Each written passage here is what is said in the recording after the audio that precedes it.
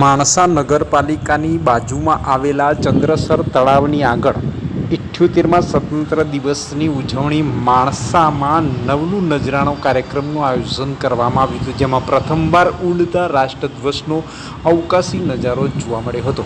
આ કાર્યક્રમમાં વર્તમાન ધારાસભ્ય જે.એસ. પટેલ, નગર સેવા સદનના ચીફ ઓફિસર સતીશભાઈ પટેલ, નાગરિક બેંક માણસાના ચેરમેન અને પૂર્વ નગરપાલિકાના પ્રમુખ શ્રી ગોવિંદભાઈ પટેલ, માણસા તાલુકા ભાજપ સંગઠનના પ્રમુખ લક્ષ્મણસિંહ રાઠોડ, ભાજપ શહેર પ્રમુખ શ્રી માણસા એલ.એચ. પટેલ, નગરપાલિકાના પૂર્વ કોર્પોરેટર શ્રી ઓ, મહિલા મોરચા ભાજપની બહેનો, નગર સેવા સદનનો વહીવટી સ્ટાફ તેમજ કોલેજ કેમ્પસ ડાયરેક્ટર નવીનભાઈ વ્યાસ, ભાજપ કાર્યકર્તા એલ.વી. પટેલ, માણસા એપીએમસીના ચેરમેન મધુભાઈ પટેલ, રેદ્રોલવાળા તેમજ આ ઉડતા રાષ્ટ્રધ્વજનું નવલું નજરાણું નિહાળવામાં આવેલા અન્ય પ્રજાજનોની હાજરીમાં જોવા મળી હતી.